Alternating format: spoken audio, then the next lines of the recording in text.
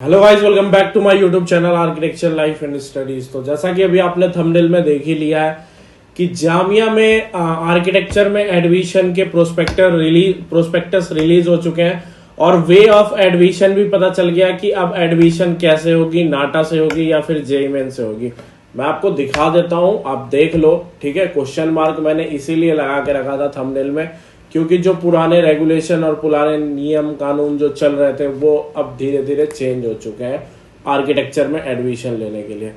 तो आप जामिया की वेबसाइट पे चले जाना, ऑफिशियल वेबसाइट पे, जहां आप एडमिशन्स वगैरह के बारे में इंफॉर्मेशन देखोगे तो यहाँ पे आपको दिख जाएगा कि नाटा का जो 2023 का जो प्रोस्पेक्टस है वो रिलीज हो चुका है। अब इसमें जो हम सबसे पहला पॉइंट देखते हैं, तो ये जो रिलीज हुआ है वो आज की डेट में हुआ है, मतलब अप्रैल 12, 2022 को नाटा का डेट्स मतलब एप्लीकेशन फॉर्म मतलब नोटिस जो है प्रोस्पेक्टस का वो अवेलेबल हो चुका है। और जो एडमिशन के जो फॉर्म हैं वो आपके 14 अप्रैल से 12 मई तक चलते रहेंगे, 12 मई तक चलते रहेंगे। देन फिर एडिटिंग का है, एडमिट कार्ड से आपको कोई वास्ता नहीं है। Last date of submission and qualifying the exam result वो 30 सितंबर तक, बहुत लंबा प्रोसेस चलने वाला है। तो बीआर के बच्चों के लिए क्या क्या इंपॉर्टेंट है वो अभी हम देख लेते हैं। ठीक है, प्रोस्पेक्टस में बीआर के बच्चों के लिए क्या क्या रेगुलेशन और क्या क्या रूल है, फिर एडमिशन कैसे होगा, क्यों किस तरह के मार्क्स आपको लाने पड़ेंगे, ये सारी चीजें अभी हम देख लेते हैं। तो सबसे पहले यहाँ पे हम देख लेते हैं कि बी आर्क में एडमिशन के लिए आपको कोई पेपर देने की जरूरत नहीं है। ठीक है, बहुत सारे बच्चों को कंफ्यूजन होता है कि जामिया के लिए हमें क्या एंट्रेंस एग्जाम देना पड़ेगा। जामिया का खुद का नहीं, आपको कोई एंट्रेंस एग्जाम नहीं देना पड़ेगा। इवन जो आज तक होता आ रहा था कि जेईई मेन पेपर 2 से एडमिशन मिल रहे थे जामिया में, अब सिर्फ और सिर्फ नाटा से आपको एडमिशन मिलेगा। ठीक है, आप ध्यान से देख लो, आपको दिख रहा है कि the candidate need to qualify national aptitude test in architecture conduct by council of architecture. ठीक है, तो अगर आपको जामिया में एडमिशन लेना है तो आपको नाटा क्वालिफाई करना पड़ेगा और नाटा से ही होगी। ठीक है, आपको अपना नाटा का एप्लीकेशन नंबर यहाँ पे प्रोवाइड करना पड़ेगा। जो रैंक लिस्ट आपको प्रोवाइड की जाएगी एनटी मतलब नाटा की तरफ से, नेशनल एप्टीट्यूड टेस्ट की तरफ से, उसी मार्क्स के अकॉर्डिंग आपकी काउंसलिंग होगी जामिया में। ठीक है, जामिया एक सेंट्रल फंडेड कॉलेज है, पता नहीं इस बार तो जैसा हमें दिख रहा था कि सेंट्रल फंडेड कॉलेजेस को जेईई से एडमिशन मिलेगा, लेकिन अब रूल सीधे चेंज हो चुका है। ठीक है, नाटा से ही आपको जामिया में भी एडमिशन मिलेगा। आगे भी अगर छोटी मोटी ऐसी कोई अपडेट होगी ना तो आप प्लीज चैनल को सब्सक्राइब करके रखना, आपको सबसे पहले नोटिस और अपडेट्स मिलती रहेगी, क्योंकि कल को क्या चेंज हो जाएगा आपको खुद पता नहीं रहेगा। आप जेईई मेन की तैयारी करोगे, एडमिशन आपको नाटा से मिलेगा, एप्लीकेशन फॉर्म अवेलेबल हो जाएगा जामिया का, आपको पता नहीं चलेगा। ठीक है, तो रेगुलर अपडेट के लिए आप चैनल को सब्सक्राइब रखो और बेल आइकन जरूर बजा के रखना, क्योंकि अपडेट्स आपको लेट तक भी पहुंचेगी तब भी दिक्कत है।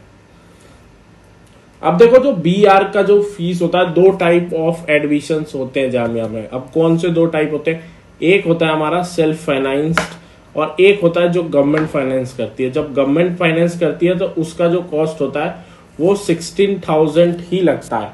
ठीक है, लेकिन जब हम खुद फाइनेंस कर मतलब खुद फीस भरते हैं तब जो उसका फीस होगा आपका वो होगा 85,790 रुपीज। ठीक है, अब यहाँ पे एक और इन्फॉर्मेशन आपको दिख जाएगी, B arch admission offer candidate as per the merit on the basis of final ranking of the candidate. तो मैंने जो आपको कहा था कि जो भी आपकी फाइनल रैंकिंग, देखो रैंकिंग प्रोवाइड नहीं करता है नाटा, आज तक तो उसने नहीं किया है, मे बी इस बार कर दे तो अलग बात है, लेकिन अभी तक नाटा ने कभी रैंकिंग प्रोवाइड नहीं की है। वो आपको एक स्कोर देगा। ठीक है, जो भी आपका स्कोर होगा वो आपको स्कोर प्रोवाइड करेगा, जिसमें आपको अपना 12th का परसेंट जोड़ करके आपकी मेरिट स्कोर बनेगी। ठीक है, और जहां भी आप अप्लाई करोगे, जैसे हमने जामिया में किया, तो जितने बच्चे जामिया में अप्लाई करेंगे, जो भी मेरिट स्कोर बन के आएगी, सबकी मेरिट स्कोर एक जगह लिखी, मतलब जो भी होगा एक जगह आएगा, और उसमें से जो सबसे ज्यादा जिसका मेरिट स्कोर होगा वो होगा हमारा 1 नंबर रैंक पे। ठीक है, क्लियर है? जो भी आपका स्कोर होगा उसको आपको 12th के परसेंट के साथ ऐड करके कोई एक पार्टिकुलर फॉर्मूला यूज होगा, देन फिर सबके मेरिट स्कोर में से जिसका मेरिट स्कोर फर्स्ट होगा उसका रैंक 1 होता है। आज तक ये नियम चलता आ रहा है। अब मे बी इस बार आपको नाटा भी प्रोवाइड करे अपना, तो हमें नहीं पता इसके बारे में, कोई अभी कोई नोटिस हमें नहीं दिखी है, ठीक है, ऑफिशियल नोटिस। अब क्या होगा कि फीस क्या है, फीस जो बीटेक और बीआर की जो फीस होती है, क्योंकि इसकी ना सिर्फ और सिर्फ काउंसलिंग होती है, उसके अलावा कुछ नहीं होता। अब जो बीटेक की काउंसलिंग होगी वो जेईई मेन पेपर 2 से, सॉरी जेईई मेन पेपर 2 से होगी, और जो बीआर की होगी वो अब नाटा के थ्रू होगी। तो आपका जो एप्लीकेशन फीस लगने वाला है वो 550 रुपीज ओनली लगने वाला है, आपका एप्लीकेशन का फीस। अब बहुत बच्चों का एक और क्वेश्चन रहता है कि भैया जो हमारा एडमिशन होगा क्या वो 50% वाला एग्रीगेट मांगेगा कि नहीं मांगेगा। तो यहाँ पे साफ साफ लिखा हुआ है, अगर आप रीड करोगे तो आपको समझ में आ जाएगा। एक बार आप खुद से भी रीड कर लेना।